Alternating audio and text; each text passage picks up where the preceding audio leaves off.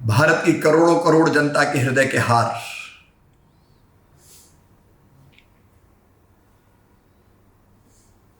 युग पुरुष राष्ट्र नायक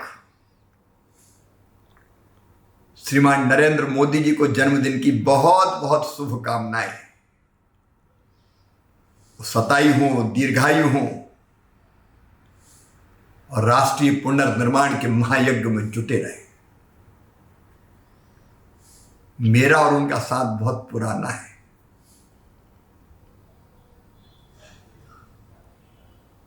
1992-93 में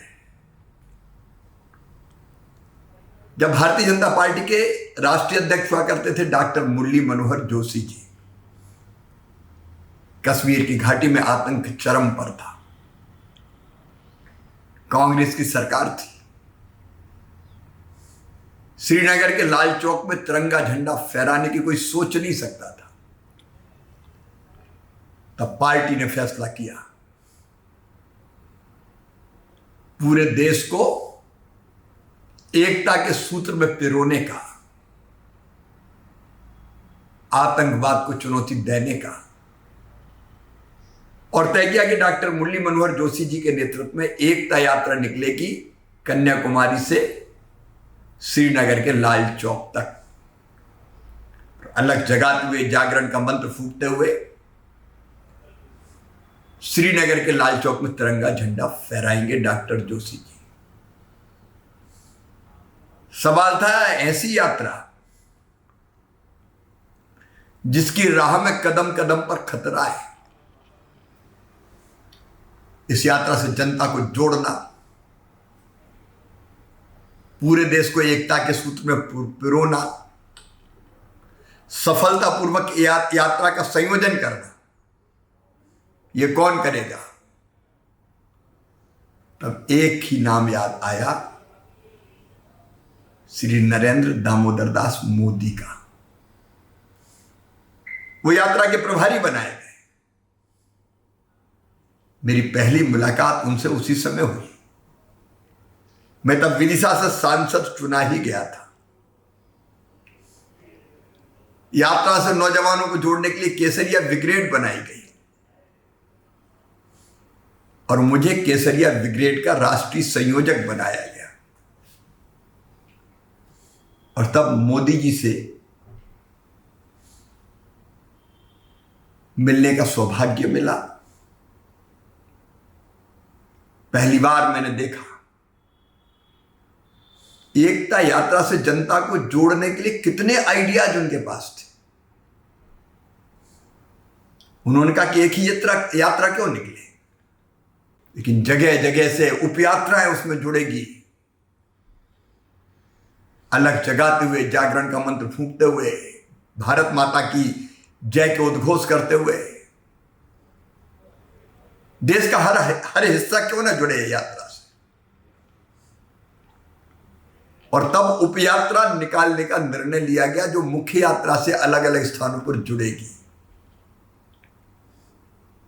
एक उपयात्रा निकालने का दायित्व मुझे भी मिला। जबलपुर, मंडला, बैहर, बालाघाट, सिवनी, छिंदवाड़ा, नरसिंहपुर से होते हुए होशंगाबाद में मुख्य यात्रा से मिलनी थी। केसरिया ब्रिगेड के संयोजक के नाते भी मैंने देश भर का उस समय दौरा किया था। और तब मैं आश्चर्य से देखता था दिन और रात मेहनत करते हुए मोदी जी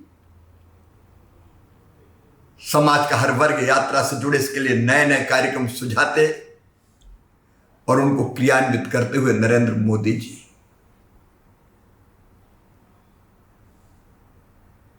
लाल चौक में तिरंगा झंडा लहराए, यात्रा पूरे देश को जगा दे, जन जन यात्रा से जुड़ जाए। इस संकल्प से भरे हुए वो दिखाई देते थे। आत्मविश्वास से भरे नरेंद्र मोदी जी, जिद, जुनून और जज्बा उनकी आंखों में था। उत्साह से परिपूर्ण लेकिन धैर्य भी देखने लायक था। शांत और स्थिर चित्त, एक ही लक्ष्य, चिड़िया की आंख की तरह श्रीनगर में लाल चौक पर झंडा फहराना है और इस यात्रा को जन आंदोलन बना देना है। देश भर में चारों तरफ एक देश में दो निशान, दो विधान, दो प्रधान नहीं चलेंगे। नौजवान गाते हुए एकता यात्रा के साथ चलते हैं। कश्मीर हमारा माथा है और दिल्ली दिल की रानी है। खबरदार देश के दुश्मनों, मिटने को आतुर अपनी जवानी है। पूरे देश का वातावरण बदल गया। पंजाब में एकता यात्रा पर, पंजाब में एकता यात्रा के पहले हमला भी हुआ। केंद्र सरकार चिंतित थी। डॉक्टर जोशी जी अडिग थे, मोदी जी उनके सारथी थे। देशभक्ति का जुनून जगाते हुए यात्रा आगे बढ़ रही थी। तब केंद्र सरकार ने अचानक तय किया कि एकता यात्रा के साथ भीड़ लाल चौक नहीं जाएगी।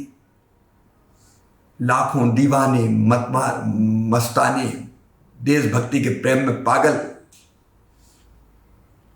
कार्यकर्ता और युवाओं का सैलाब उमड़ पड़ा जम्मू की धरती पर। मैं उस सैलाब में शामिल था।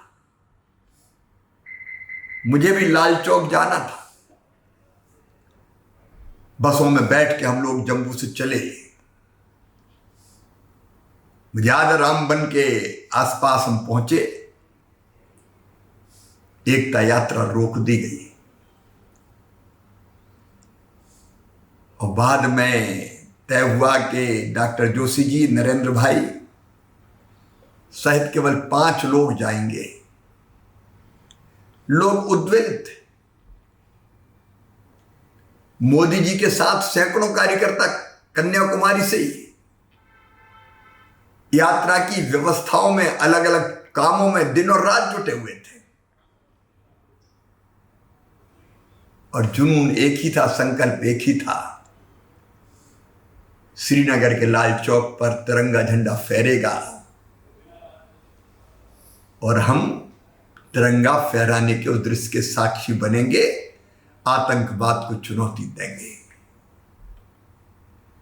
लेकिन जब यह तय हो गया कि और कोई नहीं जाएगा, तो कई की आंखों में आंसू थे। लोग उद्वेलित भी थे, गुस्से में भी थे। लेकिन पार्टी ने भी तय कर दिया कि अब कोई आगे नहीं बढ़ेगा। मुझे अच्छी तरह याद है, श्रीनगर के लाल चौक पर शान से तिरंगा झंडा फहरा।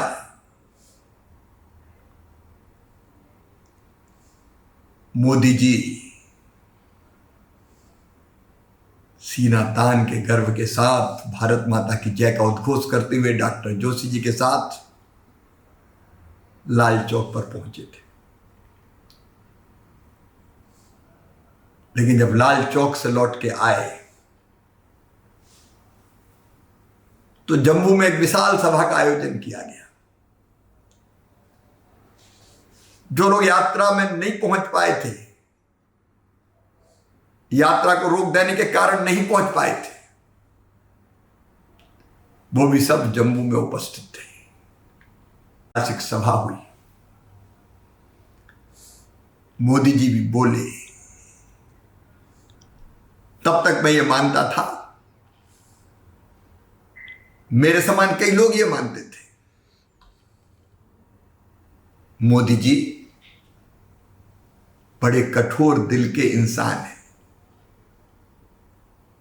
कठोर, घनघोर अनुशासन, समय पर काम, व्यवस्थित काम, ये उनका स्वभाव था। लेकिन जब मोदी जी बोले तो उनने उल्लेख किया कि मेरे साथ सैकड़ों कार्यकर्ता इस यात्रा के संयोजन में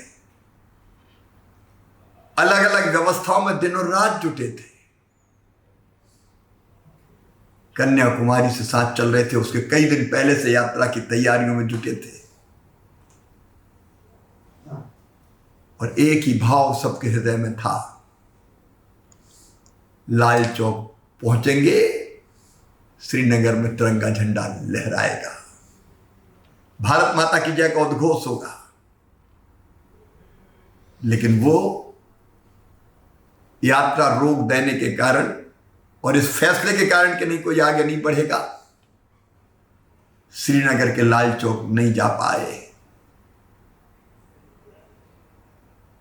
वो रात भर सोए नहीं, बैठे बैठे रोते रहे, रात भर रोते रहे। गम एक ही था, दर्द एक ही था, श्रीनगर के लाल चौक पर तिरंगा झंडा फहराने के साक्षी नहीं बने। और ये कहते कहते मोदी जी का गला रुंध गया,